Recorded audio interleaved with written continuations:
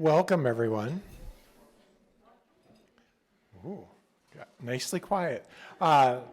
Welcome to what should be a fascinating talk today. I said to our speaker, Jeff, that I didn't know whether to blame him for the weather because this was originally scheduled for last spring and it got snowed out and it got postponed till now, and now we have this. So I didn't know whether to blame him or to apologize for the weather that we always offer him. So either way, thank you all for braving the weather and being here. Before I introduce our speaker more formally, I want to acknowledge that Pope Francis has called for this day to be a day of prayer and fasting for world peace. While we long ago scheduled this event and this meal for today, I ask that you take some time throughout the day and reflect on this call for world peace in a way that you see fit. And I ask that we take a moment of silence together at this time to be in solidarity with those who are suffering and to pray for an end to violence.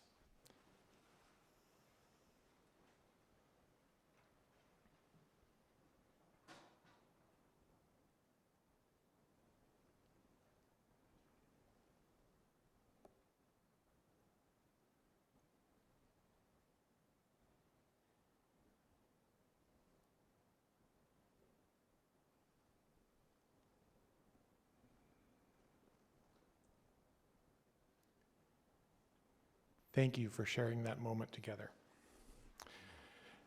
Today's speaker, Jeffry Korgen, he is a Catholic writer and comics creator with a 31-year career in pastoral ministry.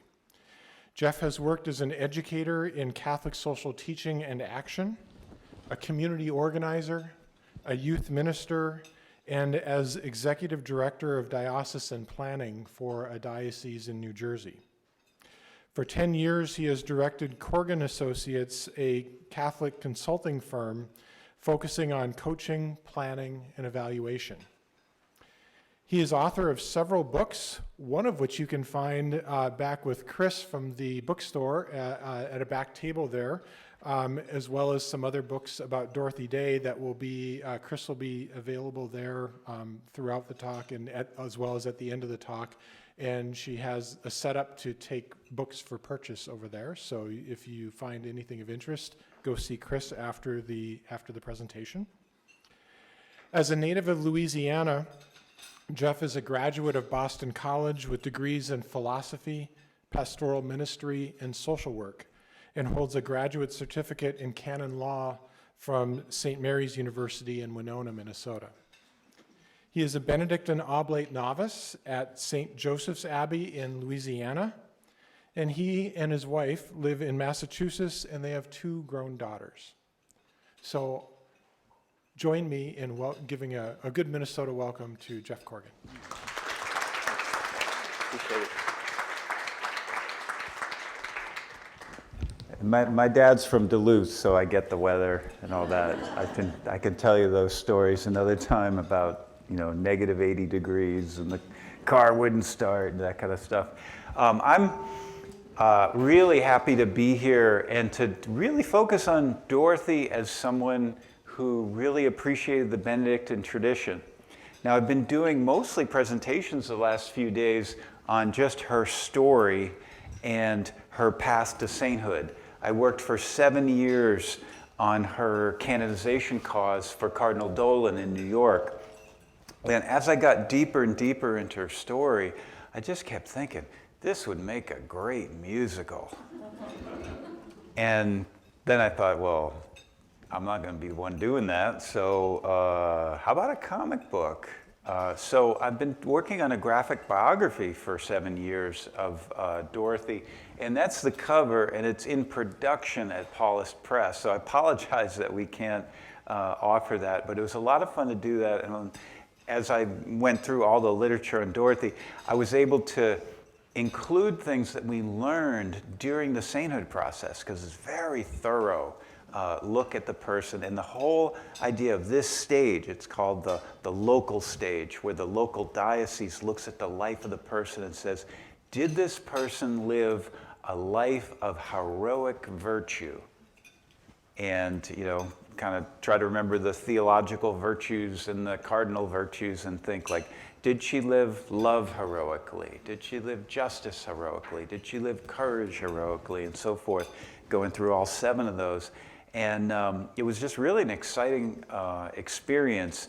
And when we finished, we had 2/3 of a ton of paper that we sent to the Holy See.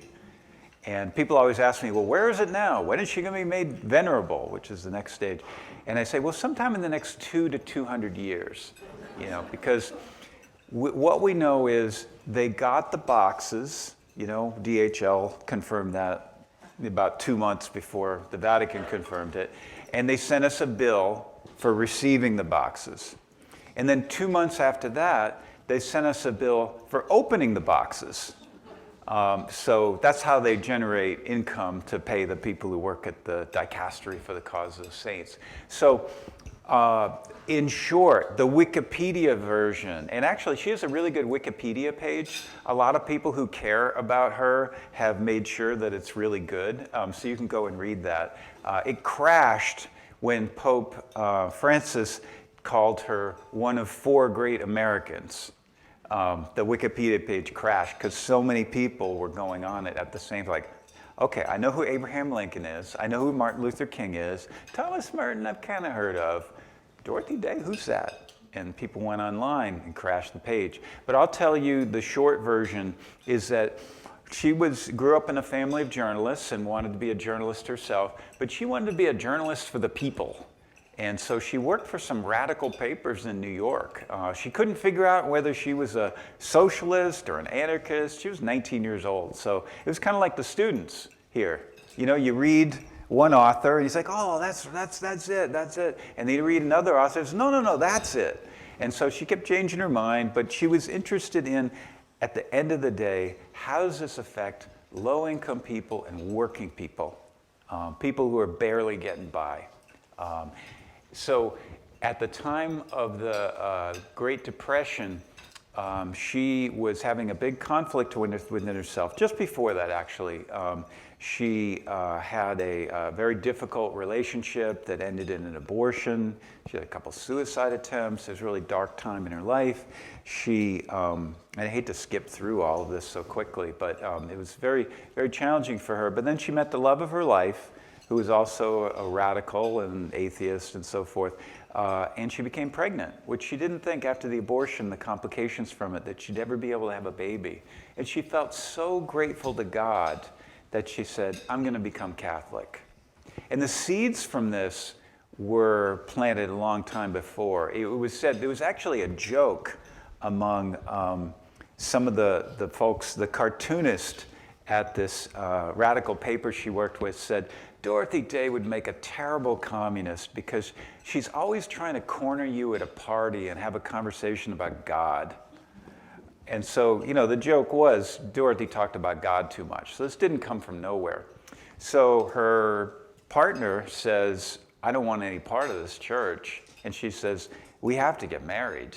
And he says, that's against my principles. And she said, okay, well, out you go. And so she was a single mom raising a child, Catholic, but not a lot of Catholic friends. And she went to a march that was in Washington and afterwards prayed for guidance from God as to how she could take her commitment to the poor and her choice to become a Catholic. Because all she knew was kind of commie stuff. And she said, that's not for me anymore. And so she prayed, she cried, she got on the bus, went home. And there was this odd Frenchman named Peter Morin waiting for her in her apartment saying, let's start a movement together. And in short, that's how the Catholic Worker got started. So that's the short version of Dorothy Day. But what I'd like to do is talk a little bit about her Benedictine influences and how she put the Benedictine way of life into practice. The first thing is kind of the seeds for all this is her belief that was consistent. She had this belief before she got involved with any Benedictines that work is sacred, that our work in our lives is part of God's ongoing creation of the universe.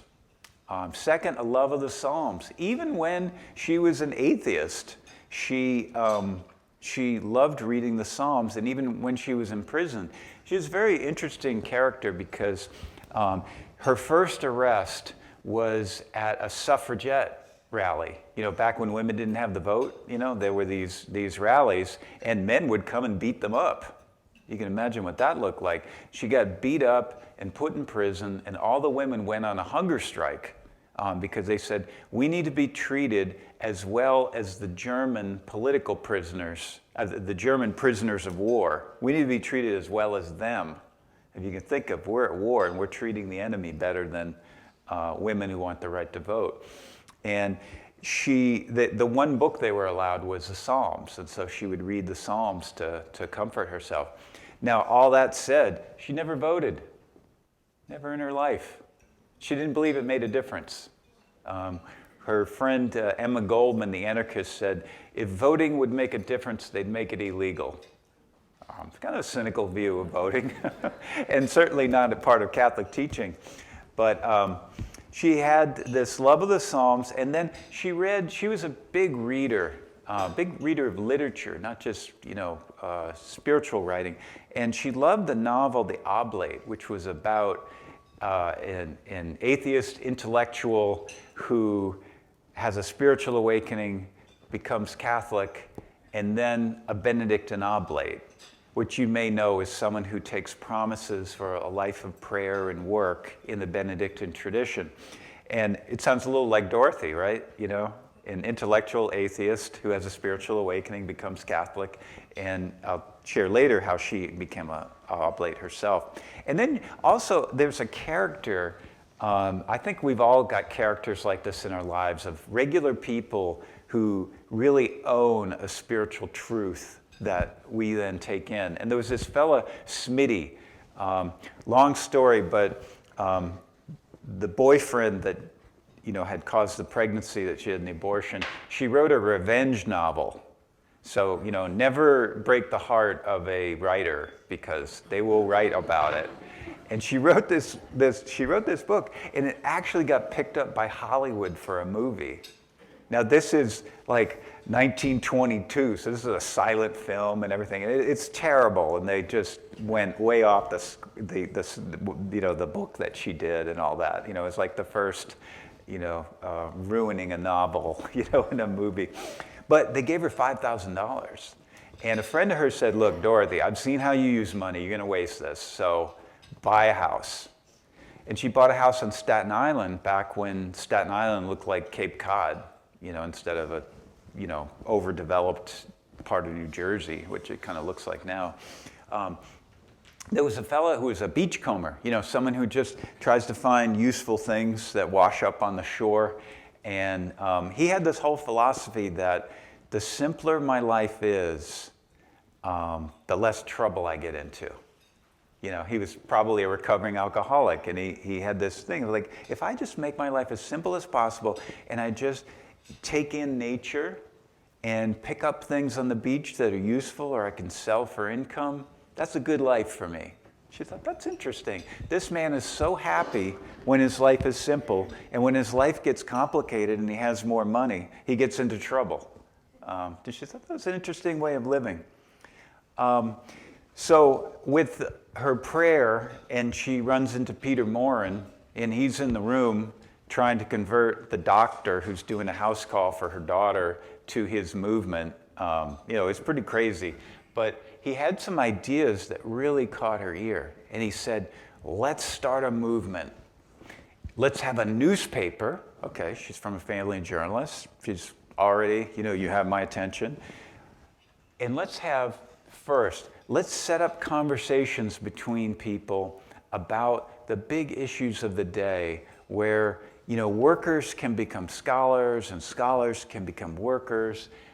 Let's have houses of hospitality to help people in need. Let's bring in all those homeless people. Let's bring in some of them and help them get a good start. And then third, let's have farms that grow food for our houses of hospitality, but also give people work Because you think about it, this is the Great Depression, and people are, vast numbers of people in the country are out of work. But Peter used to say, there's no unemployment on the land. You can always go and be a farmer. And so he believed that this was a wholesome thing to be part of creation. And these are part of Benedictine ideas, of the idea of being a farmer by day and reading spiritual literature and having discussions at night. It just sounds a little like ora et labora, the work and prayer lifestyle. So these ideas were in some ways borrowed from the Benedictine rule. Peter had been a Christian brother at one time in his life and was familiar with the Benedictine rule. So he applied it in his own way to his movement. And then a real emphasis in the houses of hospitality that the guest, if you've ever heard Benedictine writing about guests, it really, if you're the guest, you really feel special because you get treated really well because you are an ambassador of God. You are Christ himself. And for these low-income people and homeless people that come into the house of hospitality, they are ambassadors of God. So these are really important ideas that he introduces to Dorothy because she has basically just a bit of a biblical understanding of the faith. She joins the Catholic Church, she has an RCIA process, but she knows nothing about the saints, she knows nothing about church teaching. So he, in a way, is her catechist. Another piece that really influenced her in her thinking about her own movement, and is often an image used in the newspaper, The Catholic Worker, is the mystical body of Christ, which was introduced to her by Father Virgil Michael, who many of you have heard of, who's, I think, one of the giants of this place. He talked to her a lot about how the community of believers is an extension of the body of Christ, and is the body of Christ present today. And there was a phrase that he would use with her: a wound to one is a wound to all of the body of Christ. And for her, it resonated with something she remembered from the International Workers of the World, which is sometimes called the Wobblies. If you've ever seen the movie Reds from 1981, Best Picture, Warren Beatty, that's about that group, the International Workers of the World. It was the most radical of the unions. They ended up dying out, and they opposed World War I, so they were kind of crushed then. But they were a leading union back in the 30s. And the idea was an injury to one is an injury to all. So for Dorothy, this really resonated, that we all are part of the body of Christ. And if you hurt one person, you hurt all people. And then as she went on in the Catholic Worker, she had some buddies who were very, very much involved in the Catholic Worker movement, but also had their Benedictine lives apart from her. For example, at St. John's, Virgil Michael would put the Catholic Worker inside liturgical publications that were published by the publishing house here. So it would go out like as an insert. So people would order something about liturgy, and they would get the Catholic Worker as a bonus. So it was a nice way in which he supported her ministry. Also, the artist Addie Bethune, who, if you have a chance, just Google that name, Addie Bethune, and you'll get to see some of her art. She was just an amazing artist who showed up. One day she brought a couple bags of clothes to the Catholic Worker as a donation, and then wanted to see Dorothy. And Dorothy said, "Oh, I'm sorry, we're full right now. We don't have any beds." And she was coming with a donation. It's one of those things where, no, actually, I'm here to help you. And she said, it was really interesting because she was 19 years old at the time, Addie Bethune was. She said, "You know what? I love the words in your paper, but it looks terrible. The layout is bad. There's no art in it." And she said, "I want to show you some of my art." And I'm sorry I didn't include some of the art here, but she has art where the saints were workers. She has an icon of St. Joseph, and he's got his carpentry stuff out. And Dorothy really liked that. And so Addie became the artist of the Catholic worker for decades. She is currently in the Rhode Island Women's Hall of Fame. She is quite an acclaimed artist on her own, apart from the Catholic worker, and recognized by the secular world. And for Dorothy and Addie, the Benedictine life had such a pull on them that they became Benedictine Oblates. And Addie was at the Benedictine monastery in Portsmouth, Rhode Island, which is near Newport, and Dorothy at St. Procopius. I don't know, anyone here heard of St. Procopius? All right, a few folks. It's in Lisle, Illinois, near Chicago, and there was a real emphasis. Apparently, it might have even been founded. You might know more, any of the fathers who are here. It was founded with a special ministry towards Orthodox Christians, and apparently there were some Eastern Rite folks who founded it. So there was something that appealed to her there because she had a real interest in Orthodox Christianity because she was a devotee of Dostoevsky. You know, for Dorothy, literature was often an entry to the sacred, and in Dostoevsky's Brothers Karamazov, there's a priest named Father Zosima, and a wealthy woman who's depressed comes to him and asks, what can I do to connect with God? What can I do to get out of this depression? And he says, a life of service. But he cautions her, he says, listen, love in action is different than love in dreams. Love in dreams is la la la la la. Love in action is a harsh and dreadful thing. It's like when you get down there with people who are really suffering, it's a harsh and dreadful thing. One of her biographies is called A Harsh and Dreadful Love. You know, that she had that instinct. And so for Dorothy, she always wanted to be connected to the Orthodox Church in some way. And through St. Procopius and being an oblate there, that meant a lot to her. And I'll talk a little bit about how it affects Catholic workers today, but also Jacques Maritain, who was a French philosopher who really influenced the UN Declaration on Human Rights. When I first read it, I said, wow, this sounds a lot like Catholic social teaching. And apparently he brought Catholic social teaching into the UN without telling people it was Catholic social teaching, saying this is, you know, it's sort of like Thomas Jefferson. We hold these truths to be self-evident. You know, it's the natural law. Now, the integration, just to finish up, I mentioned the Orthodox. There was constantly an emphasis in the Catholic worker under Dorothy on work and prayer, work and prayer. You know, folks said the office, they do Compline at the end of the day. There was, you know, daily mass.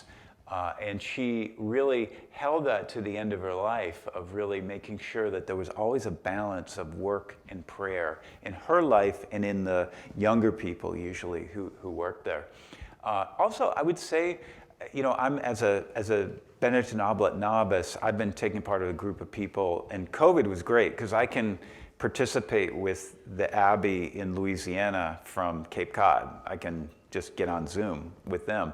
And we were discussing Benedict's emphasis of the abbot needs to have discretion. And he doesn't mean like an ability to keep secrets and stuff. He means the ability to know when a monk needs a hug and when he needs a kick in the butt. You know, those kinds of things. And I think like that's a lesson in leadership for really all of us. And Dorothy had this amazing ability to see what people's potential was and what they needed, and whether they needed, you know, like Jesus telling the rich young man, you know, sell all your possessions and follow me, you know, like that was the one thing keeping him from God. She had an ability to do that, and one of the great examples is Robert Ellsberg, who is the publisher at Orbis Books, and you may have read some of his writings in Give Us This Day. He is also published that book right there, one on the Catholic Campaign for Human Development, Beyond Empowerment. He's publisher at Orbis Books, the publishing arm of the Maryknoll Fathers. He shows up as a 19-year-old college dropout at the Catholic Worker in New York in 1975. And Dorothy gets to know him a little bit. And after he's there for a month, she says, I want you to be the editor of the paper. That's a big deal. It's a very well-known paper, a lot of prestige. And she's asking this 19-year-old college dropout to be the editor. Well, he became publisher of Orbis Books and kind of a national public intellectual. She saw something there. She knew, this is somebody I can trust. This is somebody I can give responsibility to. And she did an amazing knack for that again and again. And when working for the cause, one of the highlights for me was when we do testimonies, because it's a legal process, it's court. And so you bring people in to give testimony, and the people that we met, I felt like half of them were saints themselves. They're just amazing people. And they would all say, it goes back to Dorothy.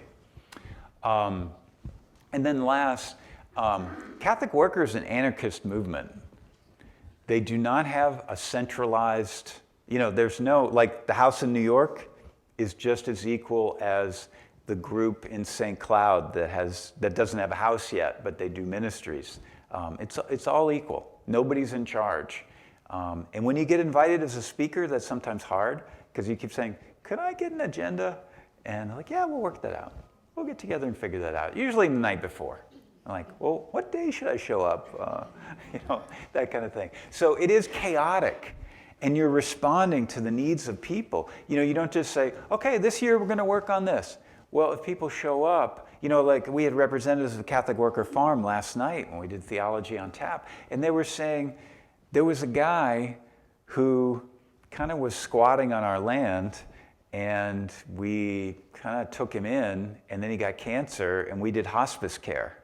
They didn't say, we're going to do hospice care. It was the guy had a need for hospice care, so they did it. So it's very chaotic. You don't know. It's a little bit like a parish. Like people have told me, a pastor says, I don't know what I'm doing day to day. It's hard for me to really get focused because we don't know what's going to come through the door.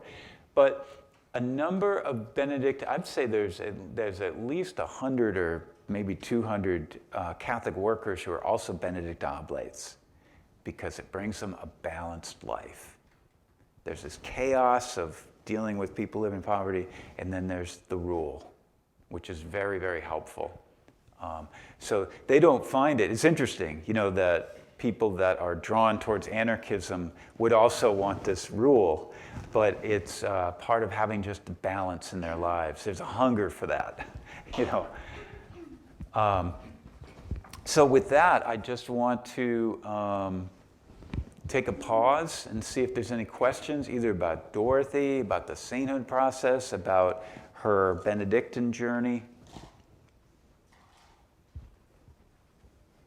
Yes, sir. I have a vague memory, it may be wrong, that long before there was a formal process to canonize Dorothy Day as a saint, but people talked about the possibility, I thought somebody close to her said, oh, please don't do that. Don't limit her to being a nice, pious, antiseptic statue. That wouldn't be fair to the force of her life. I was wondering if you could respond to that, and also maybe give us a short update on where the canonization process is at. Oh, sure. Maybe we'll get another bill from them. I don't know. It's interesting because you're kind of reminding me that person might have been Dorothy herself. Her most famous quote is, "Don't call me a saint. I don't want to be dismissed that easily." She wasn't referring to the process. She was referring to this thing in the 70s. There was this phrase that came in the media, living saint. Someone was a living saint. Time magazine had a cover issue living saints. Guess who was on the cover? Nah, he was in the article, but she wasn't on the cover. Mother Teresa. Mother Teresa was on the cover. Dorothy was one of the 3 or 4 people who were profiled in it. So, she made a respectable showing in it. But at one point, she was giving a talk. At this point, she's like 75 years old and really sick of this worship of her business. She hated that when people show up. This is the greatest moment of my life meeting you. She would, just say to one of the Catholic workers, make sure they are far away from me. I do not want to see them again. She liked people that showed up and said, how can I help? And got to work and didn't worship her. And so she was asked by a journalist after a talk, how does it feel to be a living saint? And she said, don't call me a saint. I don't want to be dismissed that easily. And that's actually the stained glass, the statue, all of her writings get forgotten. And it's just this picture of this woman like, feeding and blessing the poor and all of that. So she did not want that. She had a great devotion to the saints. And so what Robert Ellsberg has wisely said is we need to remember making her a saint is not for her. It's for us. It's to help keep in front of us a model of Christian living. And for us to think, oh, this is what it means to be a follower of Jesus. When people say, I'm a Christian, well, what does that mean? Dorothy's life gives us some example of that. The other thing is, it's not a hall of fame. Being a saint is not the Catholic Hall of Fame. It's about having a relationship to people who are no longer here on the earth, who can help inspire us and people we can pray to for our needs. And the way it goes is, first for Venerable, it's the life of heroic virtue. Then she needs a miracle, so people need to be praying to her for their needs. And then the second miracle, she becomes a saint. So that's how the process works. When I left, I finished up right after we sent the 2/3 of a ton. I was pretty fried. We were going to move, and I thought this would be a good time to leave. We had miracles submitted, and I was not very impressed by them. I'm sure that our canon lawyer wouldn't be either. They were often things that if you've ever lived in New York, you understand why someone said, I prayed to find a parking space to Dorothy and I found it. You understand that it's not a joke that they sent that in. But for us, we're like, okay, well, keep remembering, it's not a report, it's a trial. That is not going to pass they're called miracle trials. And it's not going to pass muster. Most of them are medical cures. And we had one person say, I prayed to Dorothy and Thea Bowman that my cancer would be cured, and it was. It's like, well, great, but could you just have put all your money on one? Because neither the Thea Bowman cause nor the Dorothy Day cause can use that. I'm really happy for you, but next time, can you just pray to one?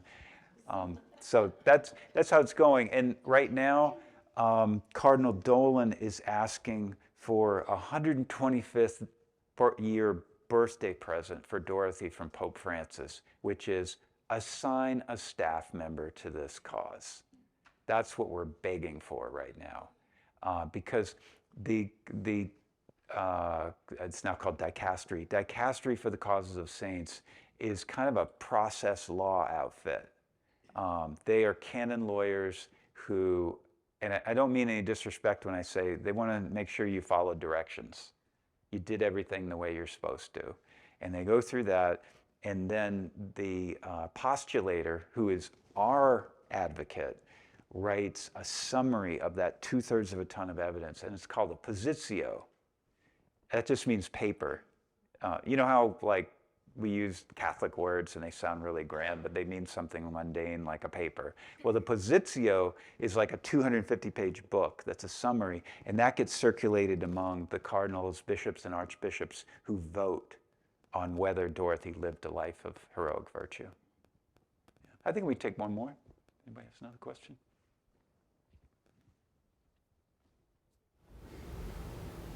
What does she have I know you said that the two names, her and the other person, were attributed to that miracle, but is there a known miracle just on her? Yeah, that's the thing that we're waiting for. I was saying that I really haven't seen one yet. However, I still do keep in touch with my friends at the Guild, and they say they've received some now that are really interesting, that they're going deeper on. There is now a rule. Part of the problem with sainthood causes is that there are laws written and even regulations that are written, but there's stuff that they don't tell you. Like, I'll tell you, like, I'll give you an example. For 2 years, we didn't have a canon lawyer. We couldn't find the right person. You know, it's the right combination of gifts and interest and all that. And so we were just following what we read. And they said, send 2 copies of each of her publications and make sure 2 theologians look at each one of them. Like, okay. And so I'm copying them, and I'm thinking, you know, in the back of my mind, like, okay, well, is it single-sided or double-sided? You know, what would Jesus do? Or what would Pope Francis say? And this is right after Laudato Si came out, you know, the environmental encyclical. I'm saying double-sided. So I do all of this copying on double-sided paper. Our canon lawyer comes. He says, everything must be single-sided copying. You know, I thought, oh man, you know, like you think about how expensive all this is, and then you got to go and recopy everything, and it doesn't look good, and so you got to go find the original again. And so we ended up, I don't know how much money we spent on just redoing all of that. But as far as miracles go, they say that they've got a couple that they're following, but one of the things that is an unwritten rule that we recently heard is that any cancer cures have to be over 10 years old. So I think the one they're excited about is not a cancer cure. And our postulator was really happy to hear that, because it means you don't have to wait 10 years. Because there's so many, you know, under the radar, people have been made saints because of a medical cure, and then the miracle, well, the person dies a couple of years later, and it's kind of like, well, is that a miracle? You know, we got a few more years with her, but that's that. You know, but it's one of those things that the Holy See has said, look, let's just give it some time. So thank you so much. The book will be out in September 2024, and it's available. It will be available from Paulus Press. Thanks.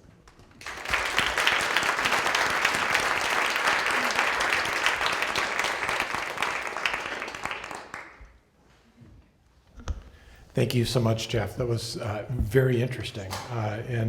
And yeah, Dorothy Day, such a serious topic in comic book form, or sorry, graphic novel form, just seems to in itself sort of bring a whole different dimension to things. So thank you for your work. Thank you all again for joining us. Just a reminder that there are books in the back if you are interested in looking at them or purchasing them. We also have a couple of events coming up. Of course, every Friday we have our Building Community event. I don't remember off the top of my head where it's going to be next Friday, but if you look on the Benedictine Institute website, they're all listed there. And of course, always check the Daily Bulletin. That's where we publicize things. I do know that our third Lunch and Learn of the semester will be over at St. Ben's. And we have enlisted Prioress Karen to talk. And she's going to talk a little bit about the process of becoming a prioress and what that all entails. But also, if you know Prioress Karen, or if you've ever heard her speak, with her very thick British accent, she will be talking about also about her journey of how does somebody who grows up in Great Britain end up to become a sister in central Minnesota and prioress of the monastery here. So if you've also ever interacted with Prioress Karen, you'll know she has a wonderful sense of humor. So I expect it'll be just a marvelous talk. I believe that's December 5th. We haven't put out the calls for sign up yet, but again, be looking at the Daily Bulletin. Have a wonderful Friday and a wonderful weekend.